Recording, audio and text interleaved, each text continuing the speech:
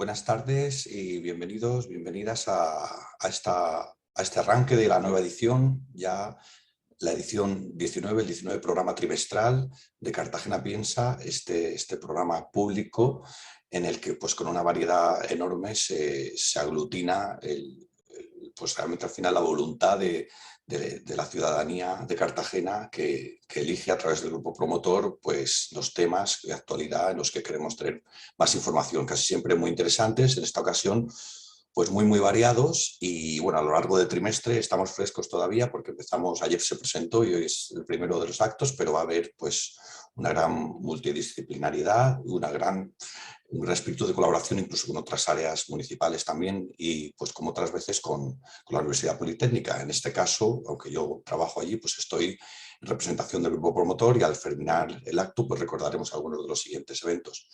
Y bueno, pues sin más quería dar paso ya a Antonio Urbina, que sí que es pues la persona con el, el saber técnico que va a hacer en este caso de presentador de Alicia, que es nuestra primera ponente de hoy. Hola Antonio, ¿qué tal? Buenas tardes. Hola, muy buenas.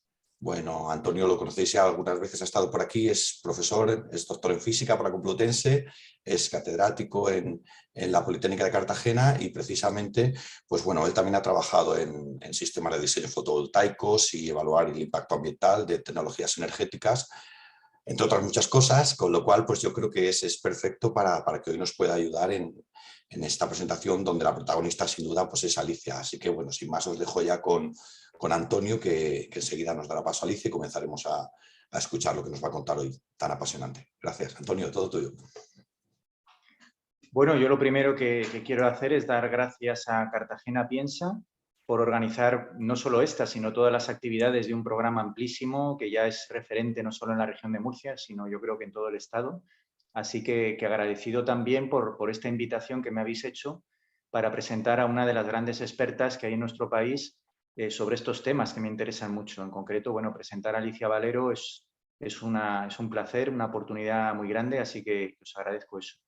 Yo creo además que es una elección de un tema clave en este momento, que tanto se habla de la transición energética y digital, que viene acompañada de políticas estratégicas de la Unión Europea, viene acompañada de fondos que se están invirtiendo, pero debe venir acompañada también de un debate social, porque bueno, toda transición hacia un nuevo modelo económico y energético, pues debe venir acompañado de un debate y una evaluación muy seria.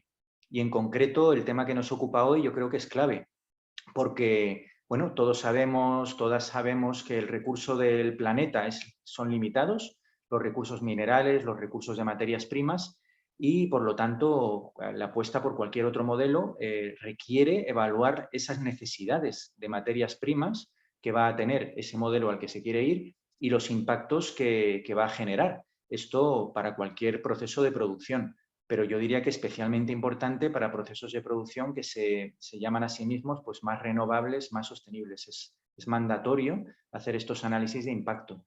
Por lo tanto, yo creo que es un tema necesario y de gran actualidad. Y quién mejor que Alicia Valero para presentar y para introducirnos este tema. Contamos con una de las grandes expertas internacionales en estos temas. Alicia Valero Delgado es doctora ingeniera química por la Universidad de Zaragoza. Y además de en esta universidad se ha formado en la Universidad Tecnológica de Berlín, en el Instituto Paul Sabatier de Toulouse y en el British Geological Survey, todos centros de referencia mundial en los temas que nos ocupan.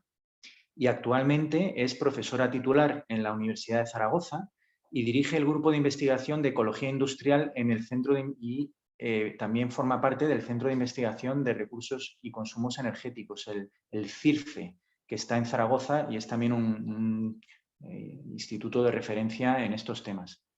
Yo no me quiero alargar mucho, solamente mencionar que la actividad investigadora de Alicia se ha centrado en la búsqueda de soluciones para la eficiencia en el uso de los recursos. Han aplicado científica y técnicamente la termodinámica para evaluar el capital mineral de la Tierra, es una de las grandes aportaciones. Con más de 50 publicaciones científicas, ha participado en numerosos proyectos de investigación y eso bueno, pues le ha llevado a un gran reconocimiento internacional. También querría destacar que tiene una vocación de trabajo con empresas y con la industria para aplicar los resultados de su investigación a casos prácticos y mejorar la eficiencia en el uso de los recursos en los procesos de producción. Por ejemplo, en Volkswagen, ¿no? Hay un caso de éxito de esta colaboración. Yo no me quiero alargar más, pero sí quisiera destacar que entre sus publicaciones, como decía, más de 50 artículos en revistas científicas de alto impacto internacionales, querría destacar un libro que se publicó hace ya unos años, Tanatia, The Destiny of the Earth's Mineral Resources. Está publicado como libro técnico en World Scientific. Es un libro muy grande, más de 600 páginas, que es un referente internacional en este tema. Pero tenemos la suerte de que además Alicia ha hecho el esfuerzo de hacer una edición más reducida que permite una mayor divulgación y además editado en castellano. Es el libro Tanatia, los límites minerales del planeta, que se ha editado en Icaria en el año 2021. Yo lo recomiendo fuertemente. Es un libro de unas 140 páginas, por lo tanto es muy bien adaptado para hacer una divulgación bien informada, una divulgación científica rigurosa y por lo tanto, bueno, para mí es uno de los libros que está generando debate y teniendo un gran impacto. Yo creo que dicho esto, no me alargaría más, simplemente le cedería ya la palabra a Alicia y solamente recordar que al final, después de la charla de Alicia, pues va a haber un amplio tiempo para hacer debate, para interaccionar, tener la oportunidad de preguntarle, que entre José Luis y yo pues intentaremos moderar. Bueno, lamentablemente esta es una emisión online y resulta más frío este tipo de intercambio, pero intentaremos hacerlo ágil y que sea también útil. Así que sin más, por mi parte ya le cedo la palabra a Alicia y empezamos dentro de poco la sesión. Pues adelante, yo solo decir que esa interacción se puede hacer a través de preguntas y respuestas, que lo tenéis ahí abajo seguramente, ¿vale? Ahí las podéis ir escribiendo y tanto Alicia, que las va a ver ella directamente, como nosotros podemos ir un poco ayudando a repartir. Así que sin más, pues adelante, Alicia. Muchas gracias. Muchísimas gracias, José Luis. Muchas gracias, Antonio. Gracias a Cartagena Piensa, porque me consta que sois súper activos y he visto el programa y casi es un súper orgullo el poder estar aquí en el cartel impresionante que tenéis y bueno, ojalá pueda estar al nivel, ¿vale? Bueno, yo os voy a exponer pues en este rato que tenemos algunos de los resultados que hemos ido desarrollando y lo recalco, no soy yo, sino que somos un grupo de personas que estamos trabajando en estos temas, investigadores, pues que somos conscientes de los problemas que tenemos y como investigadores que somos al servicio público de la gente, pues tenemos pues una obligación moral de enseñar lo que está ocurriendo, tampoco con interés de alarmar, sino por lo menos de informar y ver cuáles son pues, todos esos retos a los que nos enfrentamos y de qué forma podríamos encauzar un poco la situación, ¿vale? Voy a presentar, voy a hacer una presentación, puesto que así me ayudará a explicar mejor y a que entendáis mejor pues los mensajes que yo os quiero transmitir. Entiendo que se ve bien la presentación. Sí, se ve bien. Sí, ¿Se ve bien? Vale, perfecto. Muy bien. Bueno, pues aquí voy. Si veo o si veis que me alargo demasiado, simplemente me decís y acelero, ¿vale? Bueno, entonces, ¿cuál es el menú de hoy? El menú de hoy pues es primero cuestionarnos qué es eso de la transición energética, si realmente es verde. También la transición circular, la transición económica circular, porque la transición energética ya la tenemos bastante integrada en el discurso, pero cada vez más se habla de la economía circular. Y unas reflexiones finales que trataré de dar mi punto de vista, si me da tiempo, y si no, pues lo comentaremos entre todos con las preguntas y respuestas. Bueno, hacia una transición energética verde. En primer lugar, os voy a enseñar pues unos últimos estudios que acabamos de publicar sobre qué significa eso de la transición energética. Y os voy a mostrar el ejemplo de simplemente de esta zona, no llega a Murcia, pero realmente lo que yo os voy a contar pues se puede extrapolar casi a todas las comunidades en España, ¿no? Y es que la huella ecológica que tenemos hoy en día en las distintas regiones españolas pues está muy por encima de lo que la tierra de esa misma región es capaz de dar. Es decir, esto significa que si todos consumiésemos, todo el mundo consumiese lo que se consume en nuestra región, ¿vale? Pues si necesitaríamos un planeta equivalente, menos de un planeta equivalente o más de un planeta equivalente, ¿de acuerdo? Entonces aquí vemos, por ejemplo, en la región que cubre desde el Cantábrico hasta el Mediterráneo, pues vemos cómo la huella ecológica de todo el conjunto supera los 4 planetas.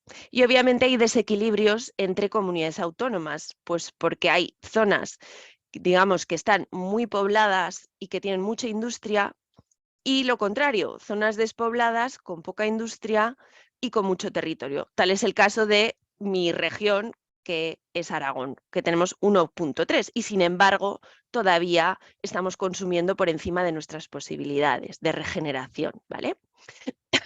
Ante este panorama, en el 2018, disculpad, bueno, pues obviamente hay que cambiar, hay que virar este panorama que está muy relacionado, no solo, pero está muy relacionado con el consumo ingente de combustibles fósiles. Entonces, ¿qué es lo que tenemos que hacer? Pues obviamente lo que hay que hacer es transitar hacia un modelo descarbonizado de energía. Y un modelo descarbonizado, si quisiésemos pues replicar el consumo energético actual, pero en términos de molinos eólicos, campos fotovoltaicos, etcétera, pues necesitaríamos que para esa región, del caso de estudio, pues necesitaríamos entre 7 y unos 15.000 kilómetros cuadrados, ¿vale?, de superficie de energías renovables. ¿Y esto qué nos permitiría? Pues esto nos permitiría reducir mucho, drásticamente, la huella ecológica que he expuesto anteriormente. La reduciríamos a la mitad, incluso más de la mitad. Ahora bien,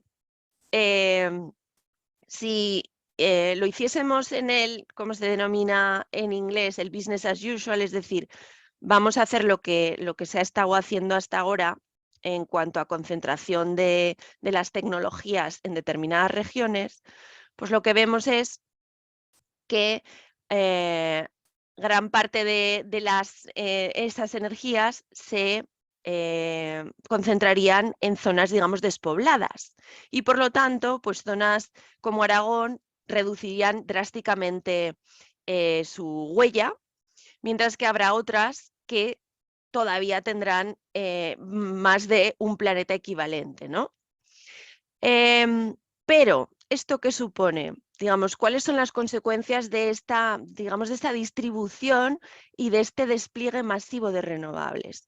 Bueno, pues para que os hagáis una idea, si nosotros, contando con lo que se espera que se haga en este despliegue de aquí al 2050, de acuerdo con los planes nacionales, el PNIEC que se llama, pues eso implica un despliegue de un área poligonal, como he dicho, entre pues casi 15.000 kilómetros cuadrados. Visualmente, ¿qué significan 15.000 kilómetros cuadrados? Pues visualmente significa casi la superficie de Huesca, por ejemplo, ¿no? Y esto, pues obviamente tiene sus consecuencias. Y tiene unas consecuencias que no son menores y que no se han planteado, yo creo que de la forma adecuada.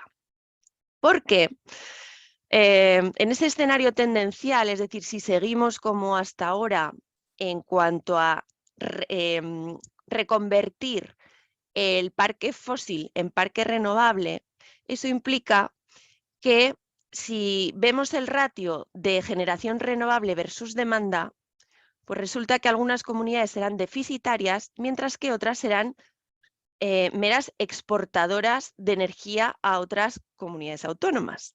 Por ejemplo, y como soy de Aragón, pues lo digo sin problemas, que Aragón se va a convertir y se está convirtiendo en un mero, digamos, en una zona, en una región de sacrificio en donde se van a instalar megaparques eólicos, solares, etcétera, pues en zonas que a lo mejor pueden llegar a ser sensibles, ¿no?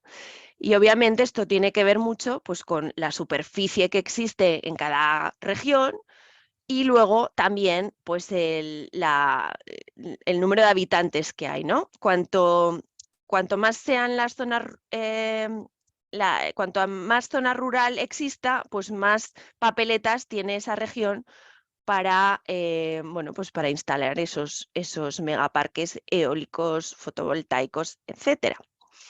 ¿Y eso qué implica? Bueno, pues eso implica, obviamente, protestas populares. Protestas populares que se están desplegando en muchas regiones, insisto, muchas regiones que son regiones de sacrificio, regiones despobladas. Yo puedo hablar, por ejemplo, de la zona de Teruel, la zona del Matarraña, que son auténticos paraísos naturales, pero también puedo hablar, porque hace poco estuve en el Parlamento Europeo acompañando a varias asociaciones rurales de temas agrícolas y hablaban, bueno, pues eran sobre todo de Andalucía y de Extremadura. El caso de Murcia no lo conozco tanto, pero que estaban expropiando las grandes corporaciones renovables, en el nombre de las energías renovables, estaban expropiando terrenos agrícolas que habían sido el sustento o son el sustento de muchas familias en la actualidad y en el futuro.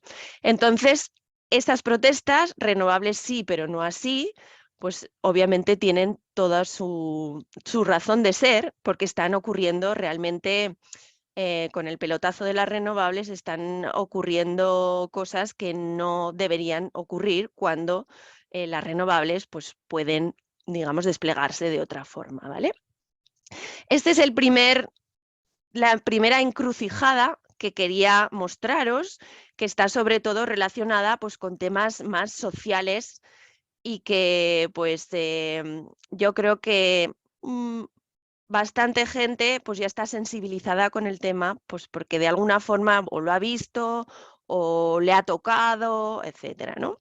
Pero hay otro tema que, si bien el tema social es crítico, pues hay otro tema que no es que sea más crítico desde el punto de vista de la afección, pero sí es más crítico desde el punto de vista de que hay límites, ¿vale? Y de esto es lo que yo os quiero comentar. ¿Por qué? Pues porque resulta que una central térmica convencional, si tenemos en cuenta las materias primas de las cuales están compuestas esas centrales, por ejemplo, aquí a la derecha tenéis la central térmica de Andorra, que fue demolida hace unos años, ¿vale? Obviamente no tengo en cuenta aquí el carbón que se utiliza, sino simplemente los materiales necesarios para construirla. Bueno, pues por gigavatio se necesitan alrededor de 25 veces menos de materiales que su equivalente en eólica, ¿vale? ¿Y eso qué implica? Pues eso implica que vamos a necesitar una alta cantidad de nuevas materias primas, porque no solo es importante la cantidad, sino también la calidad. ¿A qué me refiero? Me refiero a que mientras en la central térmica se emplean materiales que son abundantes, como el hormigón, como el acero, el cobre, aunque del cobre hablaremos, en las nuevas tecnologías entran en juego elementos que son verdaderamente escasos y además los controlan pocos países. Y resulta que la eólica, que la he mencionado como ejemplo, es la tecnología menos demandante en este tipo de materias primas. Si vamos a la nueva fotovoltaica, pues aquí tenemos problemas con la plata, problemas con el cadmio, el galio, el germanio, el indio.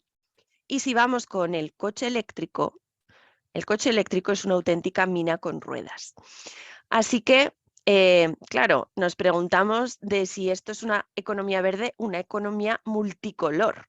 Multicolor, pues porque estamos hablando de tecnologías descarbonizadas y digitalizadas, es decir, transición energética y digital. Todo va a ser digital, absolutamente, el Internet de las cosas, ¿no? Todo va a tener un chip, todo va a ser inteligente.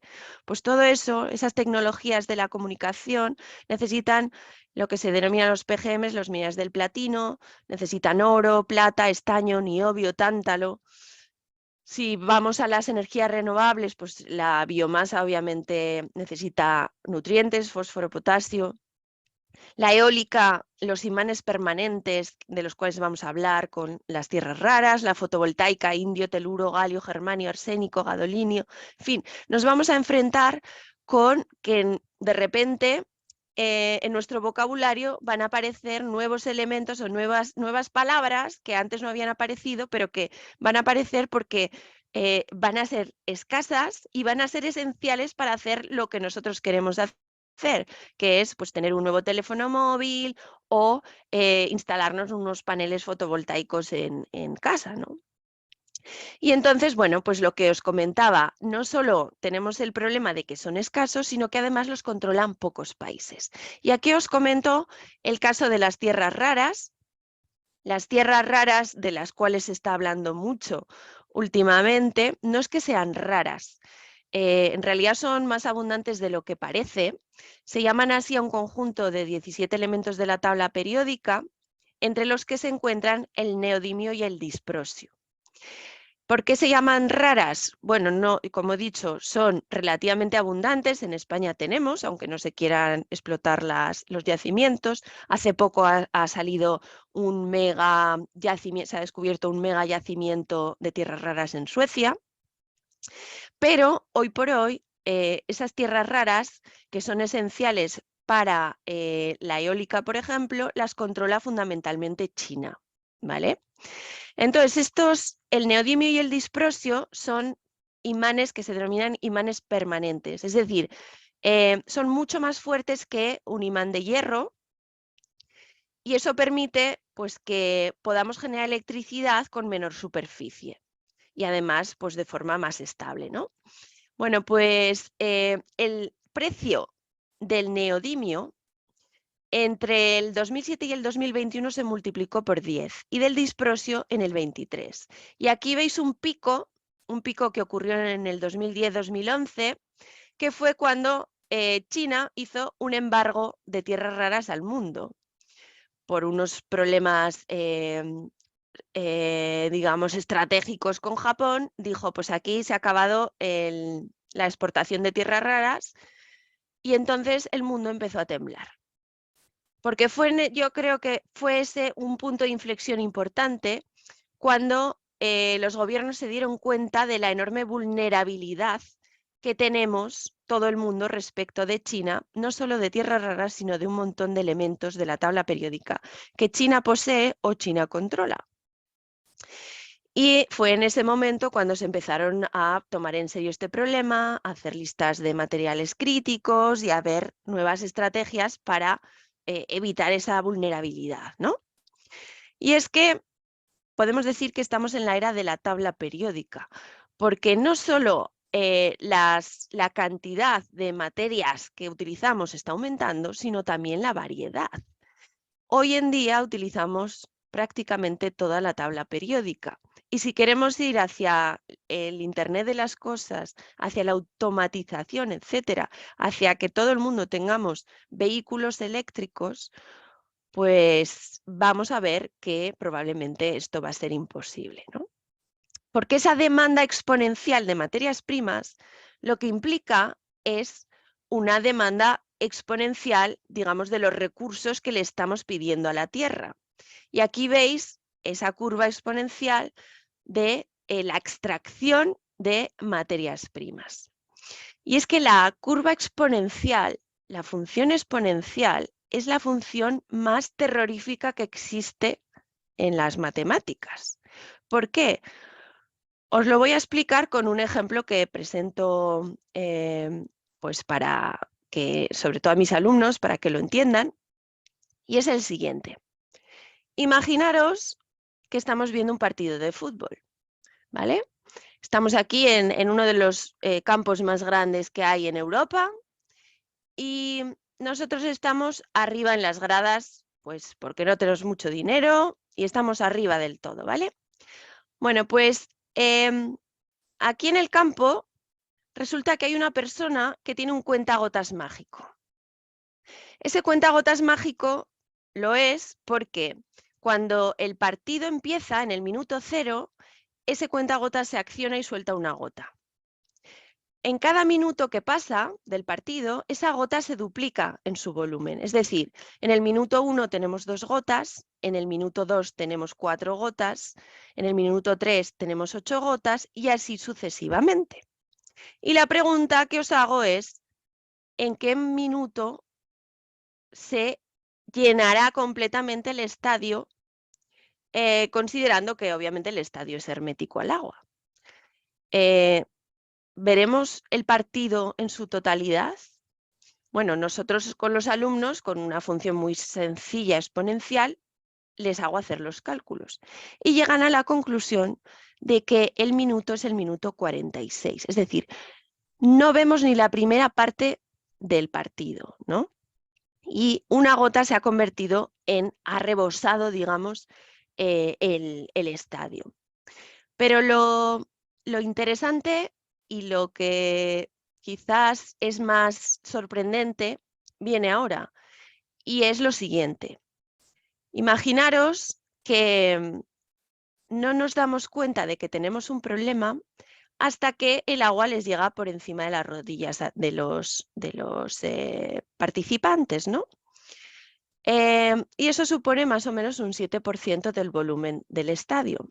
Entonces, en ese momento decimos, ostras, aquí está pasando algo raro, quizá tendríamos que salir del estadio corriendo, ¿no? ¿Sabéis en qué minuto se alcanza el 7%? En el minuto 42. Es decir, desde que empieza el partido hasta que nos damos cuenta, pasa prácticamente toda la primera parte y solo nos quedan 4 minutos para salir corriendo y escapar, digamos, de ahogarnos en el estadio, ¿no? Y ese es el mensaje que tenemos que tener claro, porque todos pensamos en lineal y la función exponencial es peligrosísima, porque en el momento que alcanzamos ese minuto 42, en el momento que alcanzamos ese momento de inflexión, todo se precipita. Y ahora, esto trasladado a los recursos, pues os voy a enseñar cómo estamos. Bueno, pues el comportamiento exponencial de los recursos, o sea, el comportamiento exponencial será en todos los recursos limitados del planeta. Aquí veis curvas reales de lo que está ocurriendo con el uso del agua, con la desforestación, con la extinción de especies, con la sobreexplotación pesquera, con el uso de minerales, como hemos visto. Fijaros que ya hemos alcanzado ese punto de inflexión y ahora la población crece al 1% anual, más o menos. Incluso ha superado un poquito más del 1% anual. Pero la depredación de los recursos, lo que le pedimos cada año a la naturaleza, crece al 2,8% anual, cerca del 3% anual. Y eso implica, haciendo unas cuentas muy sencillas sobre el consumo exponencial, que en una generación vamos a consumir el doble que hoy y que en 25 años habremos consumido tanto como en toda la historia de la humanidad. Y esto, amigos, amigas, no es futuro, esto es presente. Porque durante el siglo XXI, en 22 años que llevamos de siglo XXI, hemos extraído tanto cobre como en toda la historia de la humanidad. Y esto se repite para casi todas las materias primas. Oro, obviamente, el oro lo hemos, digamos, extraído desde los romanos, ¿no? Pues 0,5 veces. Plata, 0,6 veces. Zinc, 0,8 veces. Níquel, 1,2 veces en 20 años, 22 años. Cobalto, 1,56 veces. Y litio, casi 2 veces hemos consumido tanto como en toda la historia de la humanidad. Entonces, esto es algo que parece sorprendente y podemos decir, bueno, no, vamos a seguir, no hay problema. Pero es que este ritmo es absolutamente insostenible. Lo veas como lo veas, ¿no? Porque, ¿qué consecuencia tiene este aumento exponencial de la extracción? Pues obviamente que las minas se agotan, porque si los recursos son limitados, pues la vaca no da más de sí. Y nosotros lo que hemos hecho ha sido calcular lo que se denomina el pico de producción de las materias primas. ¿Qué es el pico de producción? No es cuando se agoten, es el momento en el cual tendremos más demanda que oferta.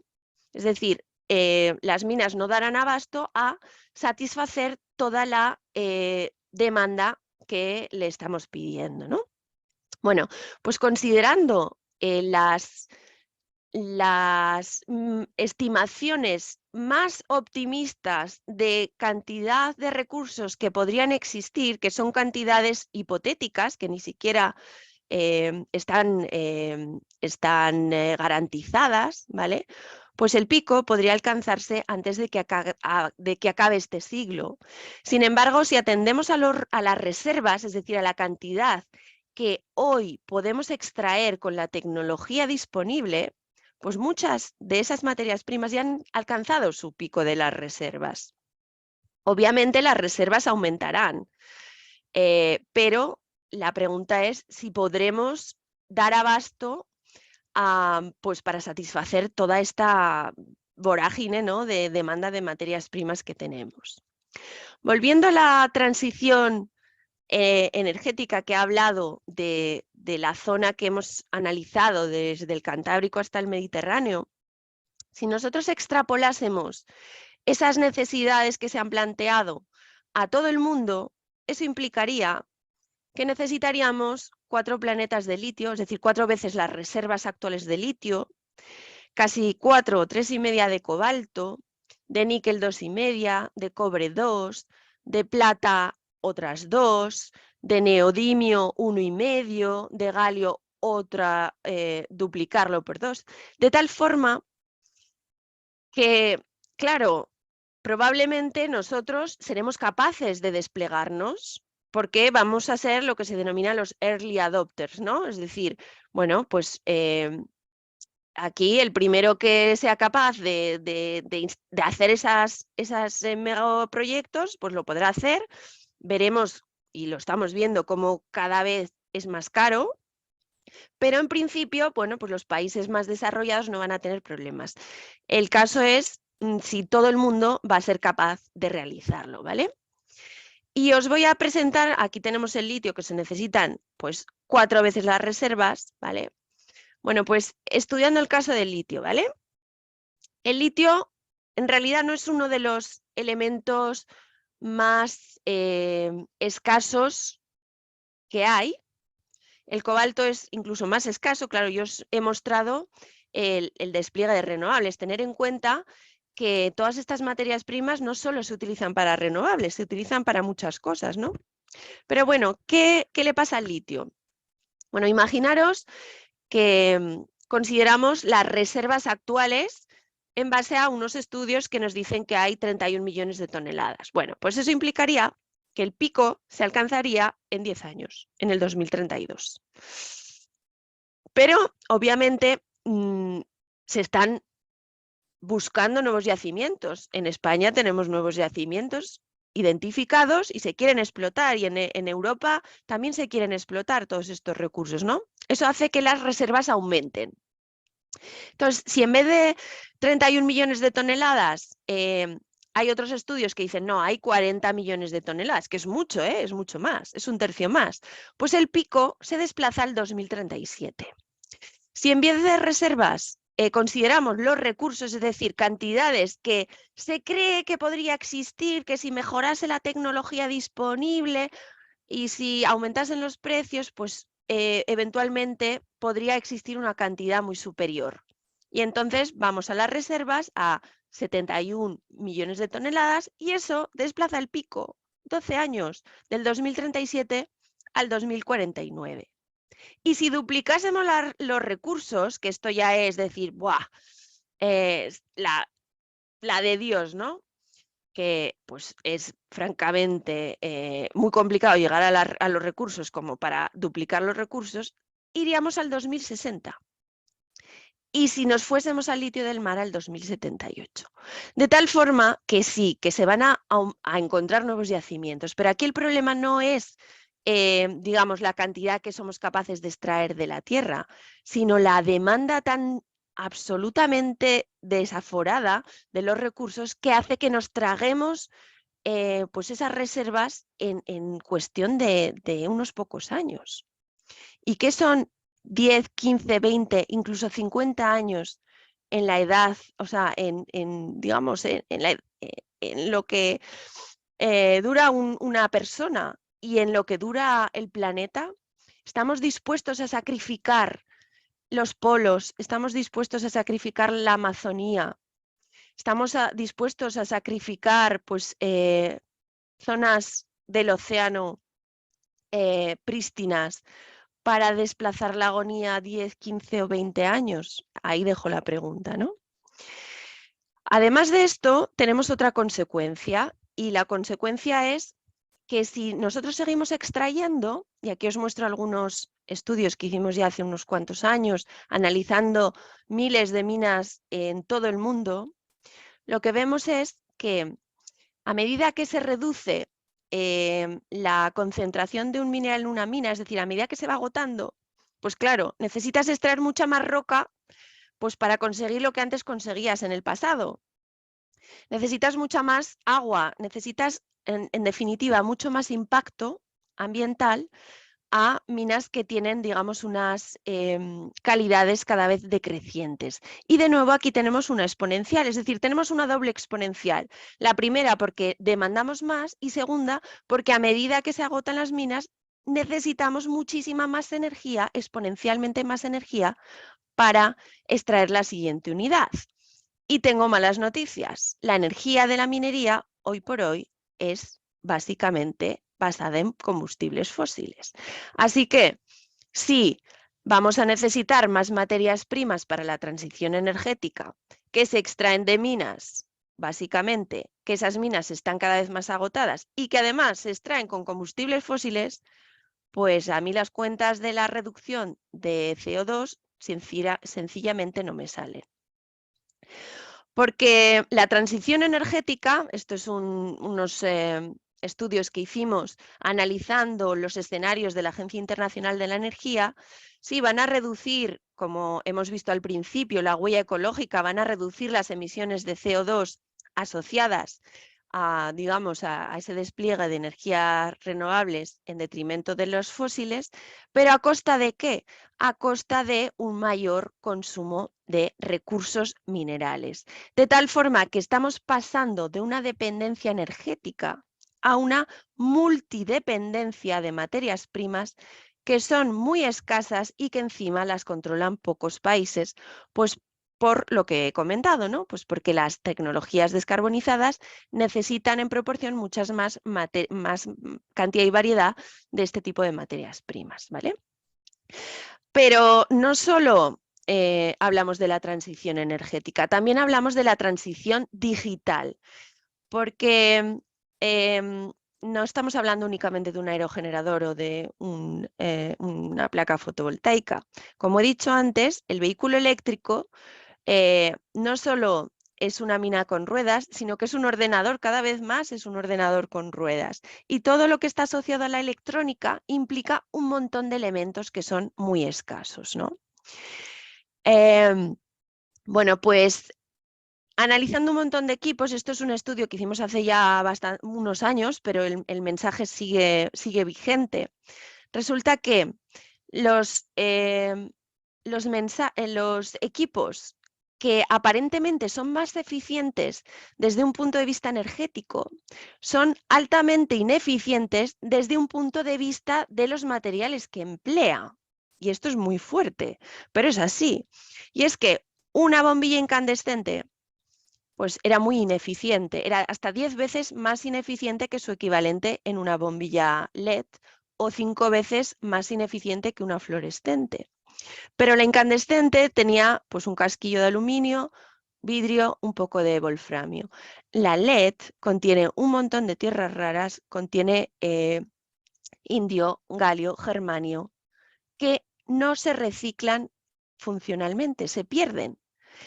El fluorescente, que lo reciclamos, no lo reciclamos porque contiene fósforos, porque contiene tierras raras, etcétera. Lo reciclamos porque tiene mercurio y lo que no queremos es que ese mercurio llegue a contaminar nuestras aguas, ¿vale? Entonces, hoy en día los productos no están pensados para recuperar todas esas materias primas, como hablaremos más adelante. Y lo que hacemos es que los procesos de reciclaje están más basados en recuperar lo gordo, el acero, el papel, el plástico, etcétera, pero justo que esos elementos que son esenciales para la transición energética y digital, simplemente los perdemos. Y aquí os muestro un estudio que hicimos hace nada, de varios modelos de un vehículo. Aquí vemos el SEAT 600. Esto lo que muestra en este eje es la eficiencia energética y lo que muestra en el eje X es el consumo energético, ¿vale? Y lo que muestra en el eje Y es digamos, el consumo de materiales, ¿vale? Lo que nosotros llamamos rareza termodinámica. Entonces, fijaros, el SEAT 600 era muy ineficiente energéticamente hablando, pero se utilizaban materiales que eran locales, que eran, digamos, muy básicos y que además eran fáciles de recuperar. Pero a medida que hemos ido mejorando esos vehículos, resulta que ha mejorado la eficiencia energética, ojo, ha mejorado la eficiencia energética del vehículo, no si atendemos al consumo de energía total por todos los vehículos que empleamos, obviamente ha aumentado, ¿vale? Pero yo solo me centro en un vehículo, ¿vale? Entonces, ha mejorado la eficiencia energética mucho de un vehículo, ¿a costa de qué? A costa de una alta ineficiencia en el uso de los materiales. Aquí el último que vemos es el Cupra Born, que es bueno, es un ejemplo, pero todos los vehículos tienen el mismo problema, que los vehículos eléctricos y muy automatizados, etcétera, pues son extremadamente ineficientes en el uso de las materias primas, que son escasas. Bueno, tampoco os quiero comentar muy en detalle lo que está ocurriendo con los coches, pero simplemente que sepáis que, bueno, pues un coche básicamente es hierro, aluminio y cobre. Aquí veis un coche, este de aquí es un coche de combustión y estos son distintos coches eléctricos, ¿vale? Con distintas configuraciones de baterías. Esto es un estudio que hemos hecho conjuntamente con SEAT. Y resulta que la legislación nos dice que tenemos que reciclar el 95% del vehículo. Y se cumple, porque como el coche es hierro, aluminio y cobre, pues con recuperar esos tres elementos ya lo tenemos solucionado. Pero si atendemos a la calidad de esas materias primas, considerando la escasez que tienen, pues resulta que un vehículo eléctrico es hasta 4 veces más ineficiente que un vehículo de combustión, atendiendo solo a los materiales, ¿eh? Claro, ¿por qué? Pues porque contiene materiales críticos, como por ejemplo el cobalto, que es súper crítico, ¿vale? También el litio, y entran en juego otros. Entonces, como los fabricantes de coches y en general de tecnologías no son tontos, pues obviamente las nuevas tecnologías tratan de reducir drásticamente el cobalto y también tratan de reducir el litio y así sucesivamente. Y obviamente este es el camino pues de ir hacia tecnologías que no consuman esos materiales que son escasos, ¿no? Bueno, pues atendiendo a todo esto y viendo cómo es la transición energética, viendo cuáles son las reservas que tenemos hoy en día en el planeta. Aquí vemos en Latinoamérica y el Caribe, porque van a jugar un papel fundamental.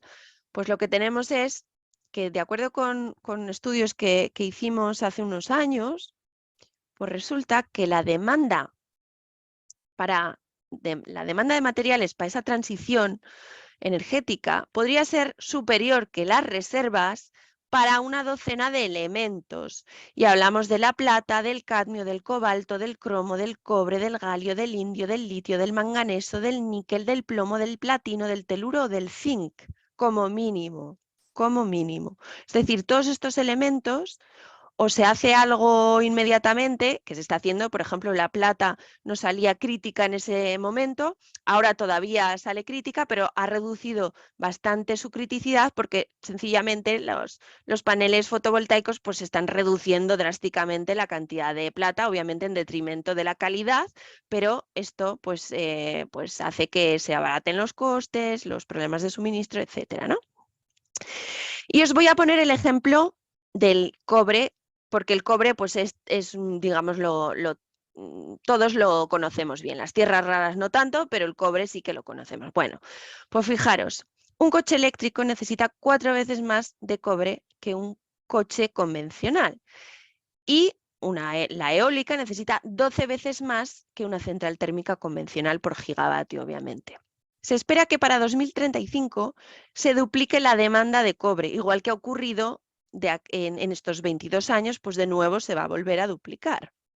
Lo que implica que si queremos cubrir las necesidades de esta demanda tan brutal de cobre, necesitaríamos encontrar todos los años, insisto, todos los años, de aquí en los próximos 20 años, el equivalente a la mayor mina que se extrae hoy en día de cobre, que es la mina escondida.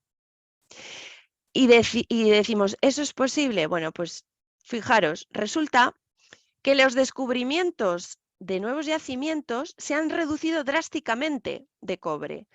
De tal forma que en 10 años hemos pasado de aumentar las reservas de en torno a 50 millones de toneladas al año a 8 millones de toneladas al año.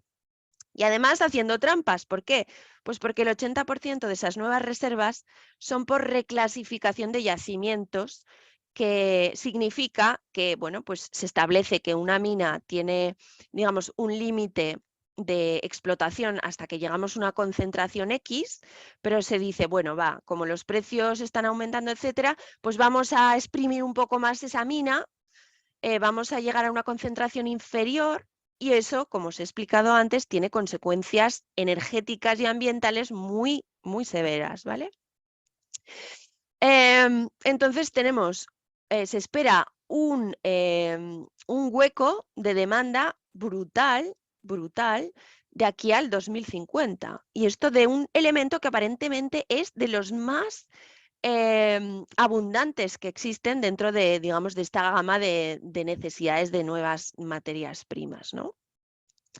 Y es que esto ya se está viendo. Por ejemplo, en el 2021 hubo un déficit del 2% de los objetivos que se establecieron por parte de las mineras, ¿vale? Pues hubo un déficit de que no cumplieron esos objetivos de una pequeña cantidad del 2%, y sin embargo el precio aumentó un 25%. ¿Y esto por qué? Bueno, pues aparte de ese aumento desaforado de la demanda, pues porque los costes están aumentando drásticamente, porque las minas se están agotando, necesitan mucha más energía, y eso significa, bueno, energía fósil con todos los problemas que tienen del abastecimiento del diésel, con los costes desaforados que hay de energía, y por lo tanto, pues esto tiene que revertirse, ¿no? en los precios finales. Y unos costes de inversión que pues se establecía que más o menos con $4.000 la tonelada en el año 2000, pues valía la pena invertir en descubrir nuevas minas, pero es que se ha disparado a 44.000 dólares la tonelada hoy. Y existe además una desconexión entre lo físico y lo financiero, porque aunque estén aumentando los precios, no lo están aumentando a las tasas, digamos, de degradación del capital mineral. Por lo tanto, si el precio es bajo, si sigue estando bajo, pues no se invierte en descubrir nuevos yacimientos, ¿no? Ahora estamos en torno a 8.000 dólares la tonelada, y o aumenta a 10.000, que parece que van a aumentar, o en principio pues las mineras no se arrancan, ¿no? a invertir pues esas millonadas de dinero pues para descubrir nuevos yacimientos. Y luego además hay que comentar pues los graves problemas de sequía debido al cambio climático, Y eso provoca que, pues, como la minería, pues, en general es muy intensiva en agua y está en muchas ocasiones en zonas desérticas, pues entra en competición con agua de boca. Aquí tenemos problemas, pues, por ejemplo, la grave sequía que vive Chile pone en riesgo la producción de cobre en plena transición energética. Y fijaros, esto pone el foco en la minería, pero ahora poner el foco en la gente que tiene que prescindir de agua potable durante unas horas o durante días, o se le restringe a una cantidad específica porque la minera lo requiere, ¿no? Y otros problemas de Chalcobamba, la montaña rica en cobre, pues desplazando a comunidades indígenas, etcétera, ¿no? Entonces el tema de la minería es muy sensible. Es muy necesario porque se necesitan materias primas, pero pues hay que ver la cara B, ¿no? La cara B de lo que implica todo esto. Y he de deciros que la minería de estos elementos que os he comentado, pues probablemente no sea la más crítica. O sea, el abastecimiento de esos recursos no sea el más crítico, porque podemos prescindir de parques fotovoltaicos, podemos prescindir de un móvil, pero lo que no podemos hacer es prescindir de la alimentación.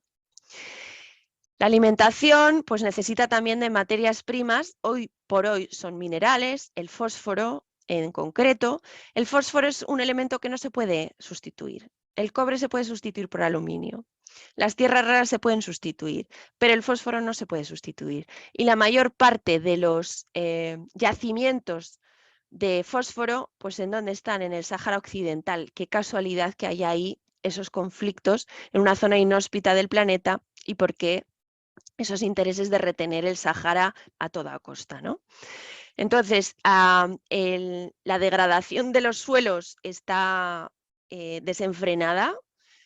Ahí en Murcia, pues sois muy sensibles al tema de la contaminación por fósforo. Si queréis, esto lo dejo más adelante para el debate porque creo que pues, da para mucha tela, vaya. Bueno, y un tema. Resulta que en España y en Europa no tenemos las materias primas. ¿Quién las tiene? Pues las tiene Latinoamérica. Aquí vemos Brasil, Chile, México. Las tiene China.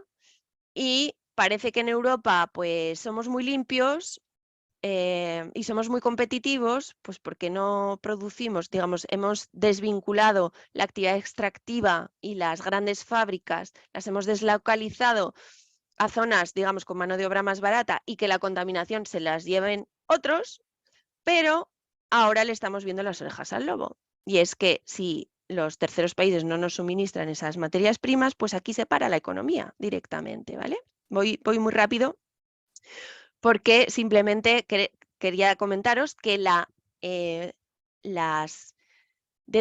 dónde van principalmente esas materias primas? Pues a China. Latinoamérica, ¿vale? Sobre todo exporta a China. Asia está, en particular China, está comprando terrenos ingentes y minas, participando en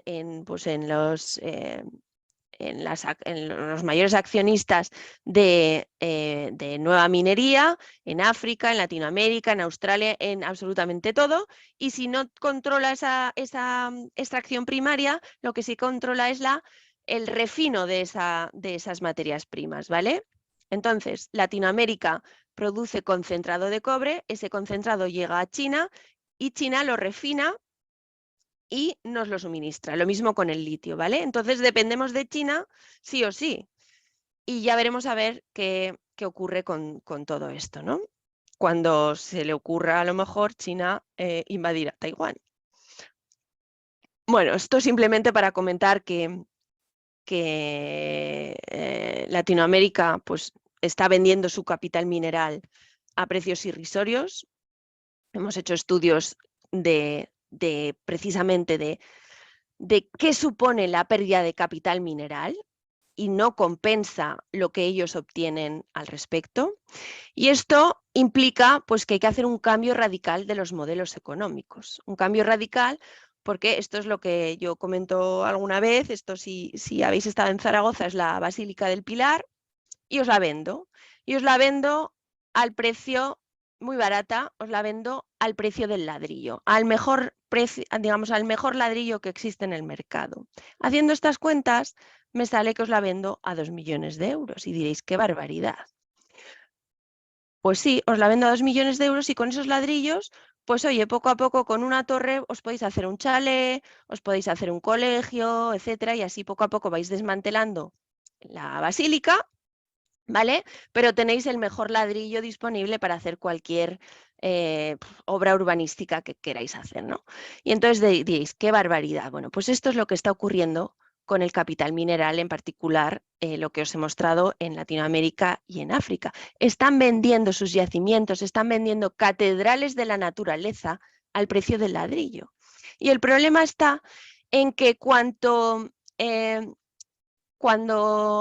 vas extrayendo cada vez más, pues resulta que a las generaciones futuras les va a costar mucho más extraer esa siguiente unidad. Por lo tanto, resulta que en general la economía, el PIB y otros indicadores económicos no están teniendo en cuenta esa pérdida de patrimonio natural, porque no tienen en cuenta las generaciones futuras, ya que cuanto más escaso sea un recurso, mayor es la deuda que tenemos hacia la naturaleza. Porque el capital mineral es un patrimonio natural de los que viven hoy, pero también de los que nacerán, y lo debemos valorar de forma justa para crear un verdadero sentido de la conservación. En definitiva, estamos en la era de la tabla periódica. Tenemos un aumento exponencial de la cantidad y la variedad de materiales usados para la sociedad. Tenemos muchos más elementos en cada producto que son imposibles de reciclar, mezclas complejas y artificiales de elementos que no aparecen en la naturaleza y por lo tanto esas tecnologías de reciclado pues hoy por hoy no son conocidas, queda mucho camino en la investigación que recorrer. Las minas más ricas se están agotando rápidamente y las tasas de reciclado son extremadamente bajas hoy en día, porque los productos, como os he comentado antes, no están diseñados para ser reciclados y además, digamos, lo que hacemos es la cultura del usar y tirar. Y eso implica pues más, digamos, más residuos generados, más problemas ambientales y más agotamiento de las minas. Entonces, si os parece, lo voy a dejar aquí para dar tiempo al debate y seguro que aparecen nuevas ideas y eventualmente pues os puedo enseñar transparencias que no me ha dado tiempo a presentar para acompañar, digamos, esas ideas que puedan surgir en el debate. Estoy a vuestra disposición. Muy bien, pues muchísimas gracias, Alicia, por esta charla tan amena y tan interesante, también cargada de información muy necesaria. Yo ahora recordar que a todos los oyentes que están online, que tienen la herramienta de preguntas y respuestas que verán en la aplicación de Zoom, por ahí es donde se van a hacer las preguntas y José Luis y yo iremos pues, ordenándolas y transmitiéndolas para Alicia y para el resto de oyentes. Y bueno, pues ese va a ser un poco el procedimiento durante el tiempo que queda de la emisión esta. Yo, para empezar, bueno, además de agradecerte la charla, si quisiera, y con permiso de los organizadores, voy a compartir brevemente la pantalla porque ha habido algunas preguntas sobre el libro de Alicia. Entonces, bueno, me gustaría poner, bueno, simplemente destacar, veo que, bueno, mientras esté ahí la otra presentación no se puede, pero bueno, basta darle información. ¿Está puesta? Vale, perdón. Sí, no, era solo compartir y luego que no me había dado cuenta que estaba puesta. Porque ya quería está. simplemente Sí, dale. Compartir esta para que la gente vea ¿vale? El libro que nos han estado preguntando.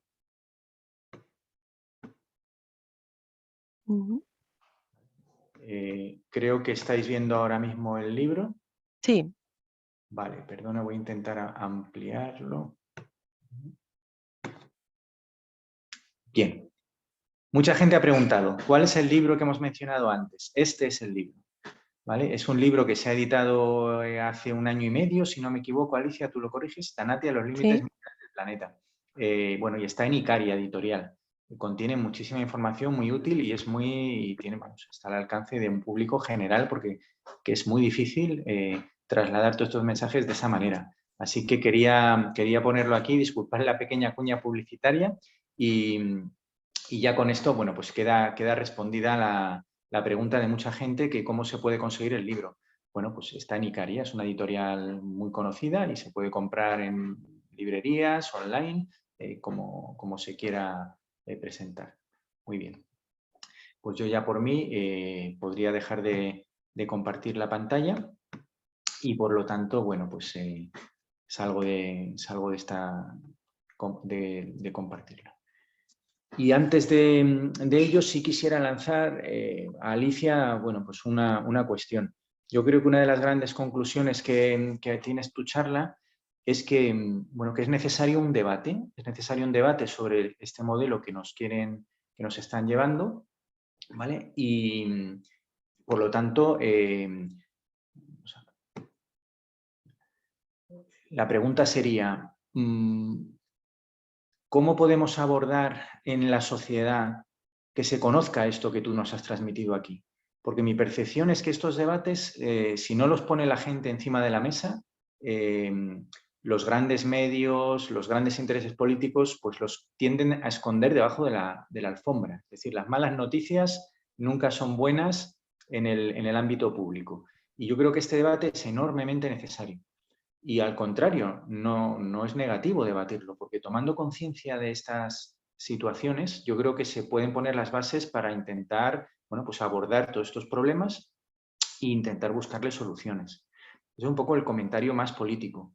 Y el comentario más técnico, ya es la pregunta concreta que te traslado, es que, bueno, hoy en día la economía está regida por la dictadura un poco de la economía. Y la dictadura de la economía con un tipo de contabilidad pues muy convencional, que el PIB, todo el mundo aplaude cuando el PIB crece. Es una manera de hacer la contabilidad de nuestro sistema productivo que deja fuera lo que llaman las externalidades, es decir, este impacto que tú has dicho en el patrimonio natural, impactos que puede tener en salud humana, es decir, hay una serie, un montón de cosas que no se monetizan, que no se le añade al precio de los productos, que si se les añadiera seríamos más conscientes de sus impactos y es más, yo creo que si se les añadiera haría más interesante el reciclado, incluso lo metería de manera competitiva en la posibilidad del mercado. Y mi pregunta es esa, es decir, ¿tenemos mecanismos económicos, mecanismos de mercado que permitan tener que empezar a reciclar a la fuerza, sí o sí, porque tenemos que hacerlo, pero que al mismo tiempo las empresas encuentren incentivos y la sociedad para hacerlo? Porque si reciclar sale muy caro y es más fácil abrir una mina nueva, pues la empresa va a decidir abrir la mina nueva. Entonces, ¿de qué manera se podría, digamos, siendo realistas, intentar revertir ese rumbo, ¿no? A ver, respecto del mensaje, que en algún sitio he leído que esto es un relato de terror. Pues es un relato de números. Yo ya me gustaría que los números saliesen mejor, pero se estaría engañando. Entonces yo lo que hago es dar números y analizo los números, veo cómo están evolucionando y he de decir que estoy muy preocupada porque cada año que pasa, en lugar de ir a mejor, vamos a peor. Y estamos en el minuto 42 del planeta, ese es el problema, que estamos en el minuto 42 del planeta. Entonces, obviamente esto no implica que haya que bloquearse mentalmente, porque precisamente el bloqueo mental incita al sálvese quien pueda y es justamente lo que no tenemos que hacer, ¿no? El sálvese quien pueda, vamos a vivir por encima de nuestras posibilidades y que arreen los que vengan, ¿no? Lo que hay que hacer es un diálogo maduro entre todos. En Tanatia lo pone porque es un libro que escribimos mi padre, bueno, la teoría la desarrollamos mi padre y yo, pero en ese libro que has comentado, Antonio, pues es a modo de entrevista, nos entrevista Adriana Almazán, ¿no? y le vamos exponiendo, ¿no? Bueno, pues Antonio dice que tenemos que tener una relación con la naturaleza más que de adolescentes, digamos, de gente ya pues entrada en años, ¿no? Con esa reflexión de que tienes el final cerca, tienes que hacer el máximo que tú puedas de tu tiempo, optimizándolo y bueno, pues siendo conscientes de todos tus actos, ¿no? Entonces creo que tenemos que hacer esa reflexión madura de cómo queremos nuestro futuro, el futuro de nuestros hijos, basándonos en datos que son objetivos y, bueno, pues desde luego no escondiendo lo que está ocurriendo, porque a medida que digamos que nos pongamos una venda y que nos olvidemos de lo que está ocurriendo, pues las cosas se están agravando. Entonces, en ese sentido, una reflexión madura, pero una reflexión propositiva, creo yo. Hay que hacer una reflexión propositiva, no de, pues ya no podemos hacer nada, etcétera, sino, bueno, va, ¿qué vamos a hacer? Vamos a remangarnos y ¿qué vamos a hacer, ¿no? En ese sentido, y yendo hacia tu pregunta, Antonio, obviamente en el modelo económico en el que estamos, pues se ha demostrado que ya no es válido, o sea, no podemos seguir creciendo al 3% anual. En términos materiales, hemos visto que no hay suficientes materias primas en los yacimientos porque estamos alcanzando los límites de los minerales y se puede hablar de reciclado, ¿no? Se dice, el reciclado va a ser la solución, pero es que también haciendo números que hemos hecho, el reciclado obviamente hay que apostar fuertemente por él, hay que alargar la vida de los productos, etcétera, pero si seguimos aumentando de forma exponencial ese consumo, si además el reciclado tiene límites termodinámicos, que no podemos alcanzar el 100% del reciclado, por eso nosotros hablamos más de economía espiral y no de economía circular, porque nunca se pueden cerrar completamente los ciclos. Y además, porque tenemos un cierto decalaje, bueno, un cierto depende, ¿no? Pero tú cuando, digamos, todas esas tecnologías de los parques eólicos fotovoltaicos, pues ahora empezamos a ver pues los cadáveres de parques eólicos y fotovoltaicos que se instalaron hace 20 años, ¿no? Entonces, digamos que tiene un tiempo hasta que puedes volver a utilizar esas materias primas. En definitiva, energías renovables sí, economía circular sí, pero con esas dos no somos capaces de desarrollarnos como queremos desarrollarnos. No nos queda otra que reducir. No nos queda otra. Entonces vamos a reducir a las buenas a las malas, pero hay que reducir drásticamente y cambiar radicalmente digamos, la forma de consumir, ¿no? Que no significa que vayamos a vivir peor. O sea, progreso no es igual a crecimiento. Y en el libro, pues proponemos también, aunque no somos economistas, pues desde un punto de vista un poco de la física y desde luego muy modesto, pues porque no, ni mucho menos somos expertos en esto, pero lo que tenemos claro es que hay que pagar más por lo que a la naturaleza le cuesta más. Entonces, lo que no puede ser es que tú puedas comprar un cacharro que viene de China, que tiene elementos súper escasos, que te cueste €1, que toda esa mochila que lleva de consumo de energía hasta llegar hasta tu puerta, que además resulta que lo utilizas un día, si lo utilizas y se rompe y vuelta a empezar, eso no puede ser, no puede ser, porque las materias primas y los productos son demasiado baratos. Estamos vendiendo catedrales al precio del ladrillo y eso no puede ser. Entonces, lo que proponemos es un impuesto del deterioro ambiental. En vez del IVA, impuesto al valor añadido, el IDA, impuesto del deterioro ambiental. En el sentido de que aquellos productos, aquellas materias primas que sean escasas, que sean limitadas, esas tienen que costar muchísimo. En cambio, obviamente, pues hay que reducir drásticamente los impuestos asociados a, pues, al trabajo, a la educación, en fin, todo aquello que sea esencial, pues eso no debería de imponerse o lo mínimo posible. Y además todas esas, digamos, estas tasas, ese IVA tiene que ser progresivo, ¿no? Digamos, cubrir las necesidades básicas prácticamente cero o poco, y cuando vamos, digamos, hacia el derroche, entonces ahí es donde hay que gravar seriamente.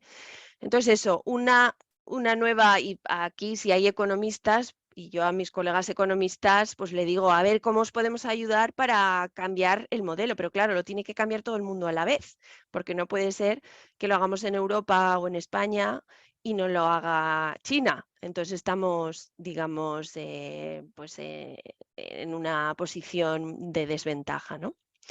En fin, hay que cambiar, ese es el mensaje. Sí, desde luego es un mensaje clarísimo. Hay muchas preguntas que van entrando ya. Vamos a ir ¿Sí? dándoles paso a la gente.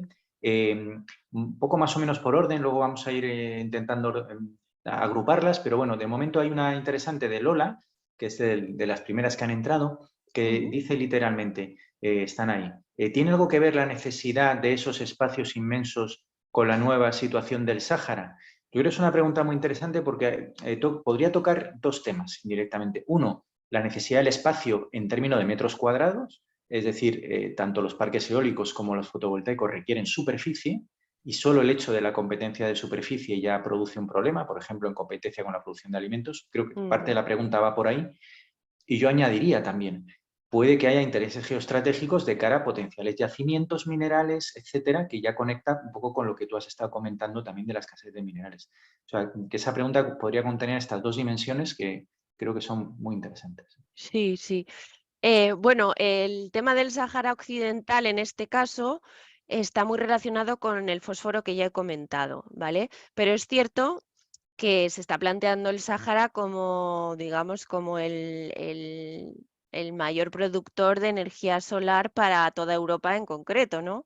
Y ya se está planteando qué líneas eléctricas tendríamos que diseñar para que toda esa energía en forma de electricidad o de hidrógeno nos llegue a Europa. Entonces, estamos ya viendo un neocolonialismo, en este caso energético, que he de decir que ese neocolonialismo no hace falta irse al Sáhara, que España ya se está planteando como el nuevo, digamos, la nueva África de Europa, ¿no? En donde nosotros vamos a ser los suministradores de todas esas necesidades energéticas que tiene el norte bueno, el norte o en general el centro Europa, ¿no? Y claro, estamos dispuestos a sacrificar nuestro patrimonio, nuestros campos de cultivo, pues nuestro paisaje, ¿no?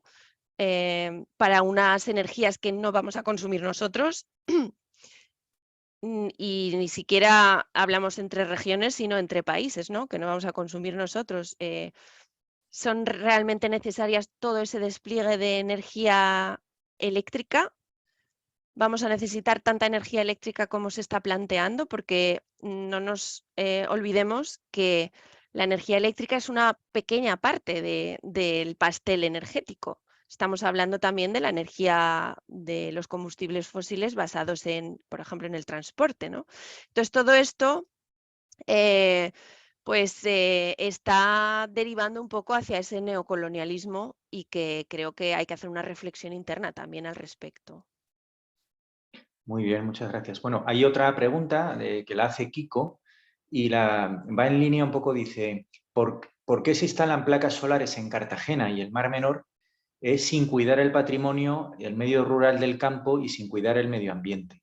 Yo creo que esto también enlaza con el reciente anuncio del Ministerio de Transición Energética que ha creado cierta alarma y es que exime o va a aligerar enormemente las declaraciones de impacto ambiental en instalaciones renovables por el hecho de ser renovables. Yo creo que ahí se ha abierto un debate muy importante que tiene mucho que ver con esto, ¿no? Es una aparente contradicción. Yo creo que las evaluaciones de impacto ambiental no solo deberían hacerse en las instalaciones renovables, sino incluso ser mucho más ejemplares en su detalle que en cualquier otra, precisamente para dar ejemplo. Lo que pasa es que siempre dicen, es que falta personal para tramitarlas, etcétera. No, pues yo creo que va un poco por ahí esta pregunta. Sí, En sí, concreto, sí. bueno, si conoces la realidad del Mar Menor y Cartagena, pues sabrás que aquí está habiendo un problema muy serio con la sostenibilidad del Mar Menor y los problemas Sí, que hay. sí, sí.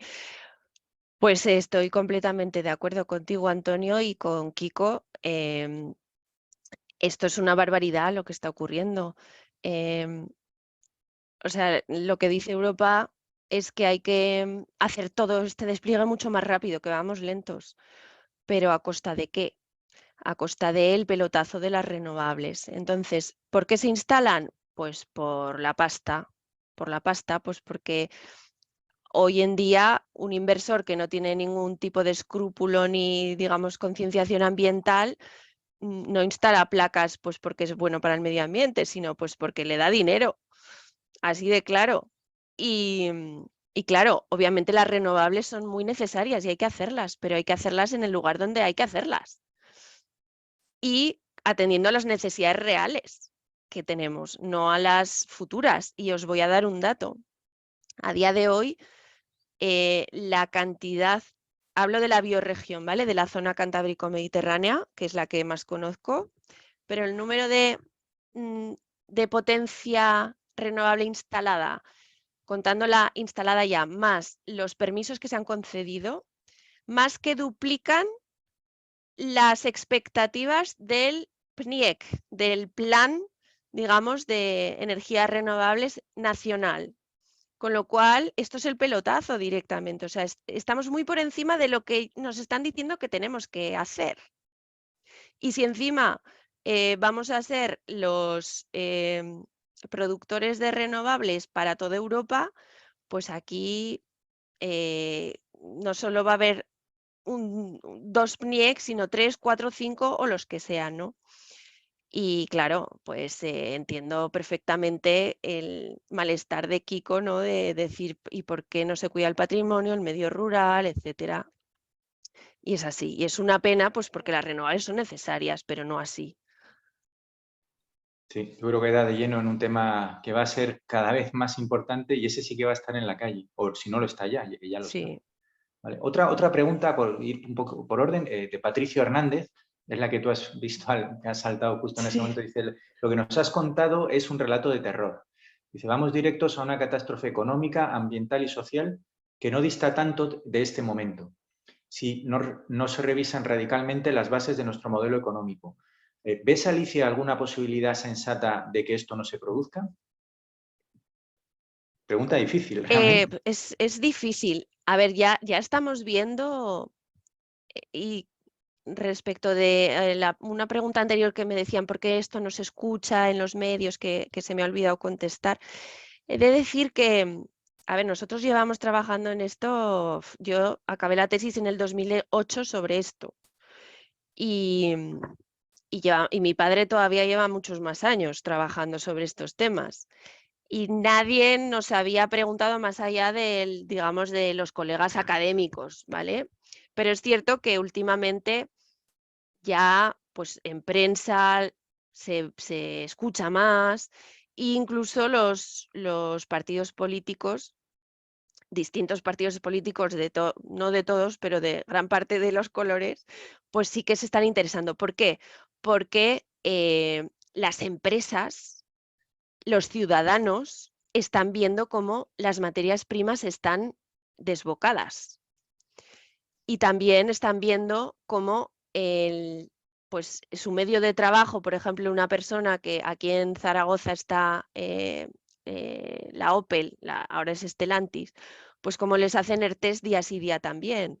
O los que fabrican lavadoras, la BSH, le están haciendo ERTES día sí día también, con hasta 2 meses que estuvieron el año pasado de parones. ¿Por qué? Porque faltan suministros, faltan materias primas, las materias primas están carísimas. Vamos al supermercado y resulta que nos han subido el precio del aceite el otro día, que dije, Dios mío, nos lo han subido casi al doble. Bueno, pues esto es una realidad. Entonces ya estamos de lleno en el problema. Y esto se va a producir, o sea, digamos, estos desajustes, por llamarlo de forma suave, se van a producir y se están produciendo. Entonces, va a existir algún tipo de, no sé si llamarlo colapso o cambio seguro. Eso yo estoy convencida de que de aquí a poco tiempo, pues nos vamos a tener que replantear muchas cosas. Empezando por la pandemia, que ya nos dio un primer toque de atención, porque la pandemia, al fin y al cabo, sí puede tener distintos orígenes, pero cuando, o sea, uno de los factores limitantes que hay, digamos, en la naturaleza y de esas cadenas que puede que se rompan, es el tema de la pérdida de biodiversidad.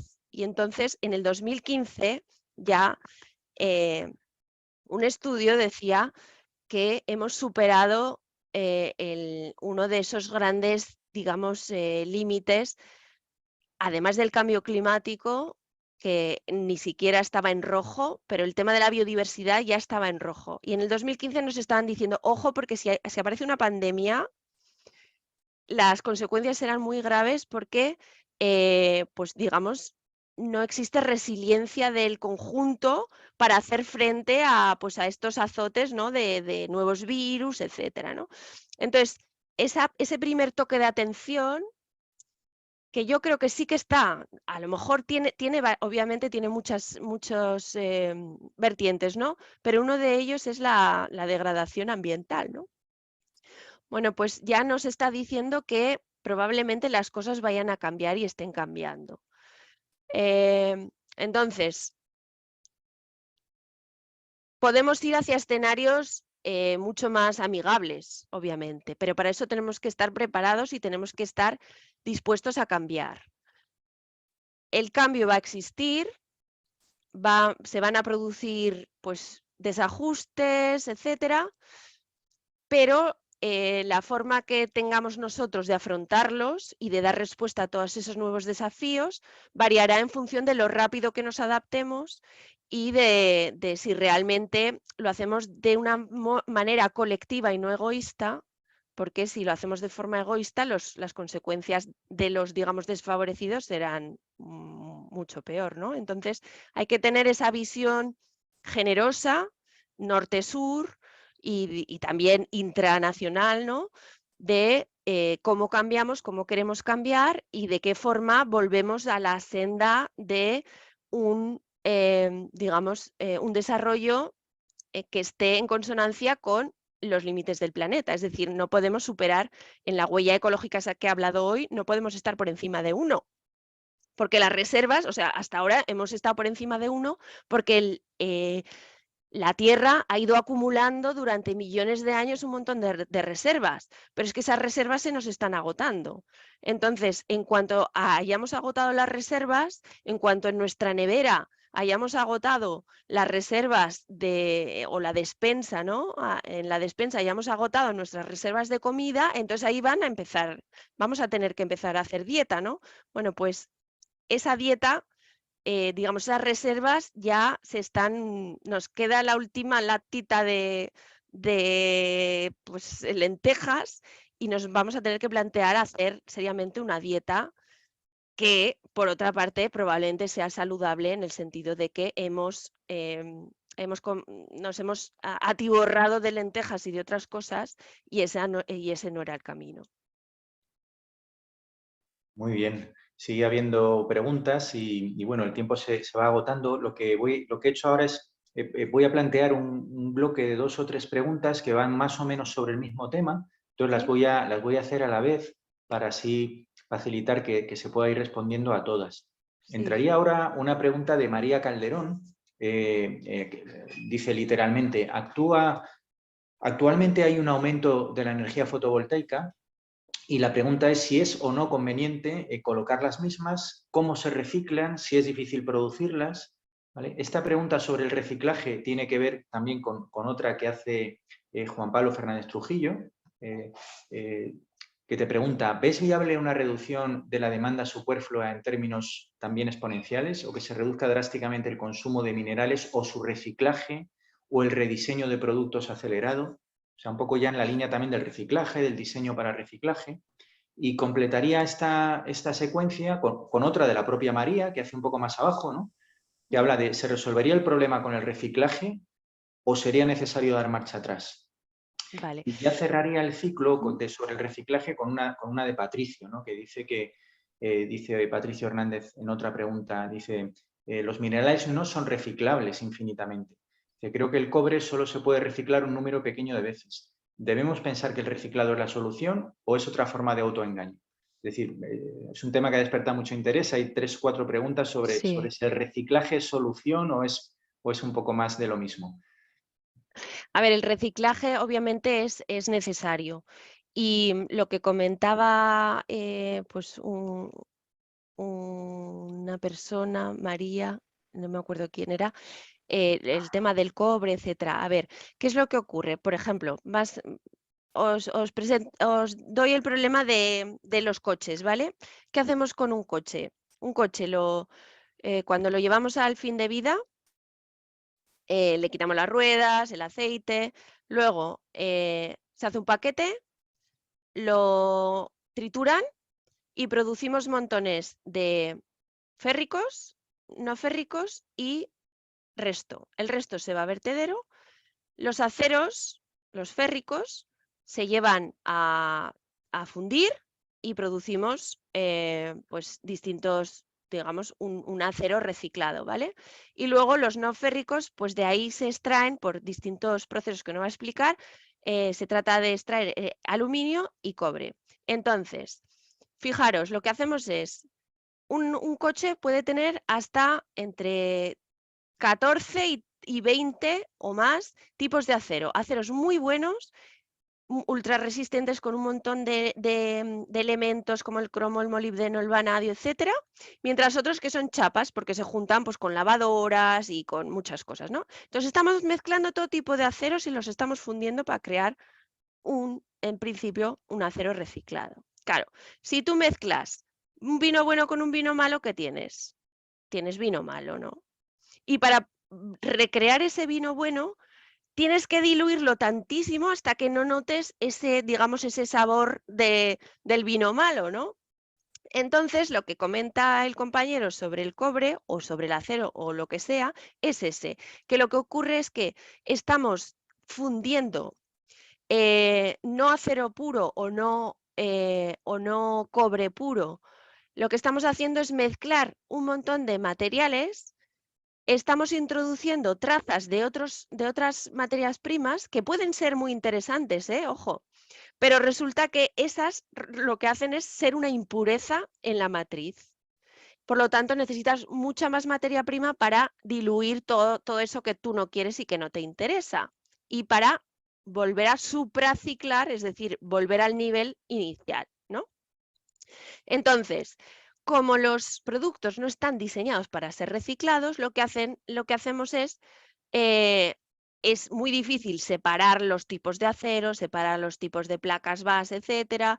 Pues lo que hacemos es mezclarlo todo, cortarlo con unos procesos básicos, separar lo poco que podemos separar y luego lo fundimos. Entonces lo que hacemos es en realidad subciclar y creamos contaminación cruzada, que esto constituye un problema. De hecho, el cobre constituye un problema muy grave cuando hacemos el acero. Y tú no puedes darle muchas vueltas a ese acero sin meterle materia prima virgen, porque al final pierde las propiedades originales, ¿no? Entonces, el reciclado es una oportunidad o es un autoengaño, es una solución. Pues obviamente hay que hacerlo. Es una de las soluciones, no la única, pero es una de las soluciones. Pero para eso hay que cambiar muchísimas cosas, empezando por evitar el usar y tirar, alargar los productos, hacerlos robustos, hacerlos que puedan ser desensamblables, fácilmente reciclables, etcétera. Y luego unas tecnologías de reciclado, que hoy por hoy no existen en España al menos, de recuperar justamente esas materias primas que son, a lo mejor constituyen el 1% de un equipo, como de un vehículo, pero son justamente las que nos faltan y las que están haciendo parar esas cadenas de producción de coches o de lo que sea, ¿no? Entonces, lo que no podemos engañarnos es de que el reciclado nos va a ayudar, porque ni está preparado los productos, ni está preparado el reciclado, ni es capaz, aunque alcancemos casi el 100% del reciclado, seríamos capaces de suministrar esa demanda. Todas las tecnologías hoy en día, obviamente, se están ya pensando en reducir materiales primos críticos, tratar de mejorar de alguna forma el diseño para poder ser recuperadas.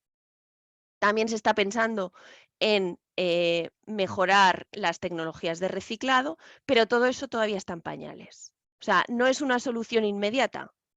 Tiene que ser, y yo estoy trabajando en ese tema, ¿no? De mejorar el diseño, mejorar las tecnologías de reciclado, pero no podemos engañarnos de que esta vaya a ser la solución a todos nuestros problemas y sigamos consumiendo como si no hubiese un mañana, porque esa no es la solución. ¿Ok?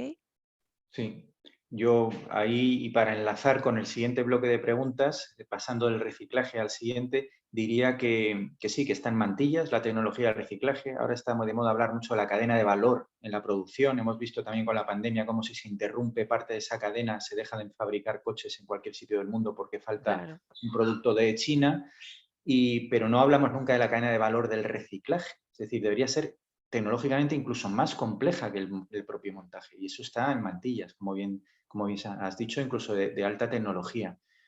Y yo creo que eso depende mucho también de la voluntad política y de la regulación y normativa que se vaya aprobando. Porque tú has mencionado en una de tus transparencias que, bueno, una normativa dice que hay que reciclar el 75% de un coche. Pero si lo dices en peso, pues como hierro, aluminio y cobre, pues ya está. Y el resto se tira a la basura. Es decir, si no se cualifica los criterios, la normativa del reciclado, pues no vamos por buen camino. Si no se pone impuesto a la contaminación, pues no vamos por buen camino. Al final hay mucha decisión política que vaya creando las condiciones para que el reciclaje realmente avance. Porque si no es rentable, no va a avanzar. Ni las empresas ponen el dinero, ni realmente tampoco hay tanto dinero público en estos temas. Ojalá hubiera mucha más financiación de proyectos para el reciclado. Entonces hay voluntad política y esto enlaza con el siguiente bloque de preguntas que son de carácter más de modelo, de política y de toma de decisiones, ¿no? Como sociedad. Entonces había una pregunta aquí muy interesante, dice Juan García, dice, entiendo que el Ministerio de Transición Ecológica conoce estas y más informaciones de la triste realidad. Pero se puede concienciar, ¿cómo se puede concienciar para que los políticos tomen medidas y no pierdan votos en una democracia? O sea, ¿es un enemigo la democracia para el futuro? Es una pregunta de riesgo. Yo se la enlazaría un poquito para no ir dejándonos ninguna en el tintero, con otra que hacía Joaquín Nieto, un poquito más abajo, las voy a reordenar un poco, que apuntaba un poco diciendo la misma línea de Patricio. La emergencia climática requiere descarbonización total y rápida, reducir consumos energéticos, cerrar minas de gas y petróleo, en pocos años sustituirlo por renovables. ¿Qué otra cosa se puede hacer? Es decir, grandes decisiones políticas, grandes decisiones de modelo.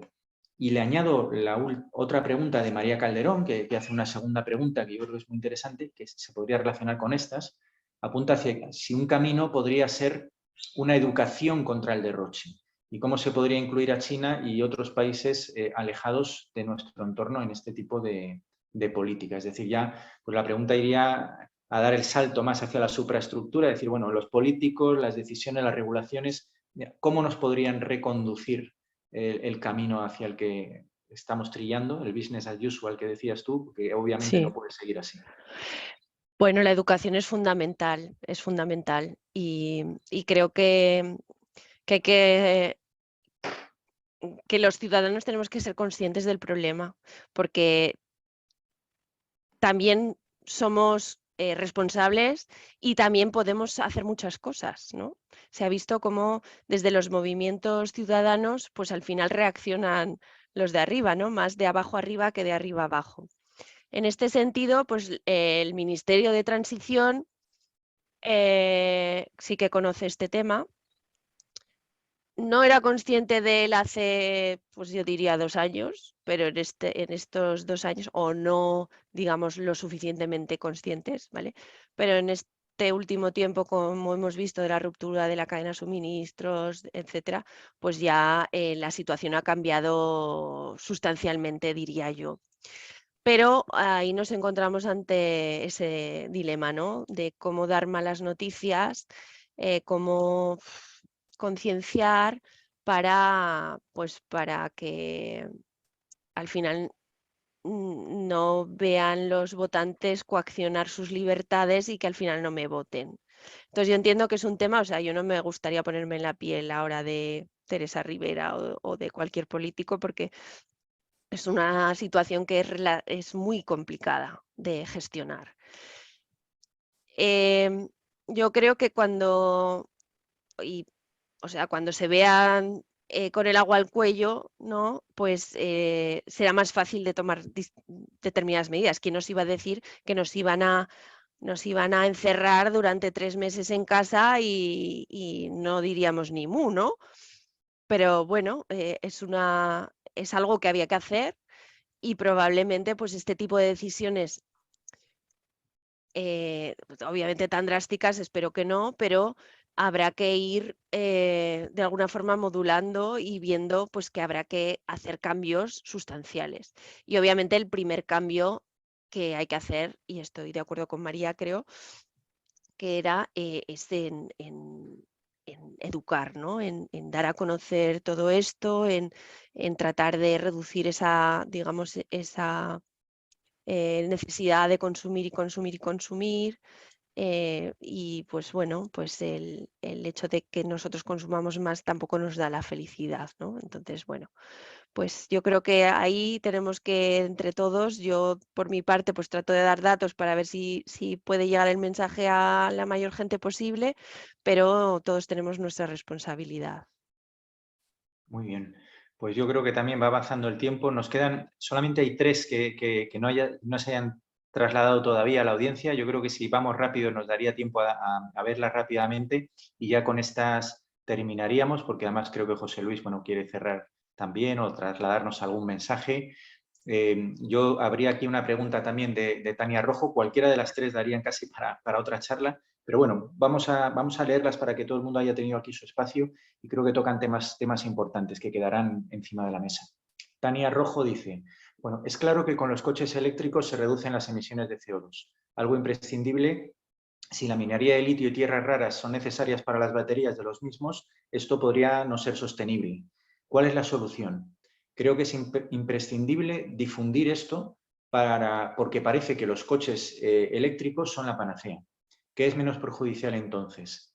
Y luego relaciona un poco esto con una pregunta sobre el hidrógeno verde, que creo que esto abre también un tema complejo, ¿no? Esta sería una. Yo creo que se puede abordar esta rápido y las otras, que son otros Vale. 2 temas también, aunque sea rápidamente. Rápidamente con el tema del vehículo eléctrico, yo que trabajo bastante con el sector de la automoción, ellos mismos son conscientes de que no hay materias primas suficientes para el despliegue que se está planteando. O sea, lo saben y bueno, pues hay que ver cómo están tratando de hacer alianzas con terceros países, etcétera, pero, o sea, se ve que esto hace aguas. Entonces,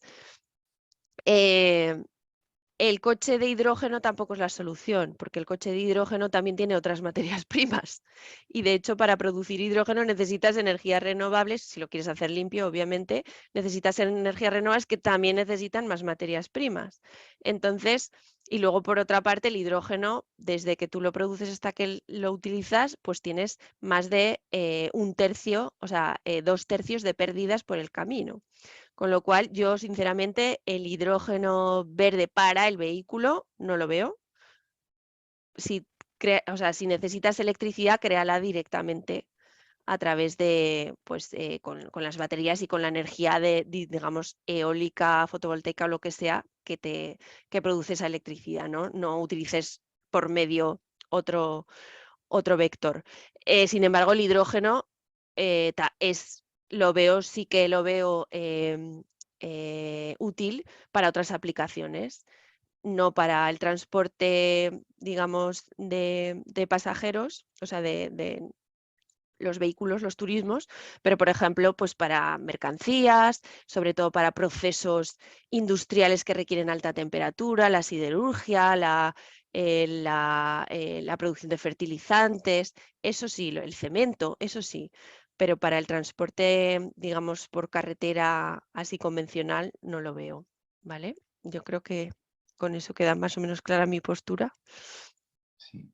Bueno, y luego habría otras dos que me atrevería incluso a agruparlas para ya con esta cerrar, por lo menos por mi parte, lo que sería la serie de preguntas. A mí sí me encantaría estar aquí mucho más tiempo comentando y debatiendo, pero bueno, creo que con esta sería también un cierre bueno, porque pues, por un lado Kiko vuelve a preguntar, diciendo bueno, que la pregunta más que la pregunta es manifestar un malestar y una preocupación por el medio ambiente, por la situación del medio ambiente.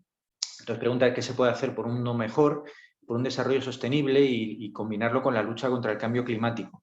O vuelve a mencionar en concreto el cuidar el medio ambiente en el Mar Menor como ecosistema en la zona de Cartagena.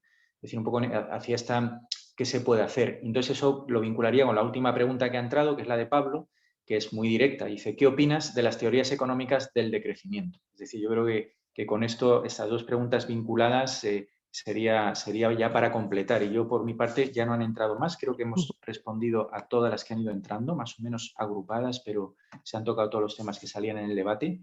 Y con esto, por mi parte, bueno, yo ya no tendría más preguntas. Sería esa la última. Muy bien. Bueno, pues yo os diría, hace poco vi la película del Mañana, no sé si la habéis visto, que bueno, pues nos pone encima de la mesa los problemas, pero luego pues se muestran distintas iniciativas de gente que dice, pues yo no estoy dispuesta o dispuesto a renunciar a hacer algo, ¿no? A movilizarme. Y entonces, bueno, pues se muestran pequeñas acciones, pero que son muy significativos y que creo que son muy simbólicas, ¿no? Y cada uno de nosotros creo que tendría que plantearse eso, yo me lo he planteado, ¿no? De decir, bueno, ¿cómo voy a cambiar? Está claro que tenemos que cambiar, ¿cuál es mi aportación? Y si todo el mundo hiciésemos esa reflexión, pues yo qué sé, comer menos carne, productos locales, no comprar camisetas a 1 euro, utilizar siempre el vehículo eléctrico, yo qué sé, cosas pequeñas, pero que permiten de alguna forma cambiar el chip, ¿no? Entonces, yo os invito a que hagáis esa reflexión interna y decir, bueno, desde mi posición, ¿cómo puedo aportar, ¿no? ¿Cómo puedo hacer que la situación de alguna forma de mi entorno cambie? Y también no os olvidéis que todos somos responsables de difundir un poco el mensaje, ¿no? Todos los que sabemos o que hemos, digamos, prescindido de esa ignorancia casi, en muchos casos, pues querida, ¿no? De decir, prefiero no saber, pues porque para amargarme, pues mira, no quiero que me amargues, ¿no? Pero yo creo que sí que es importante tener pues esa información, ¿no? Entonces, bueno, pues plantearos, yo os invito a que todos ahora hagáis esa reflexión interna con vosotros y con vuestra familia y los amigos. ¿Qué vamos a hacer? Vamos a ponernos manos a la obra, me voy a plantear pues una cosita, pero por algo se empieza, ¿no? Y finalmente, ¿qué opino de las teorías económicas del decrecimiento? Bueno, pues os voy a confesar que hace ya muchos años yo estuve en un evento que organizó Joan Martínez Alier, que es un gran monstruo, diría yo, de todas estas teorías de la economía ecológica. Perdón. Y estuvimos ahí unos cuantos en su pueblo, ahí en Gerona, en un pueblito de Gerona, debatiendo estos temas. Y yo, que vengo de la ingeniería, pues me veía extraña, ¿no? Decía, esto es volver a la Edad Media, yo no me siento identificada para nada con estas teorías.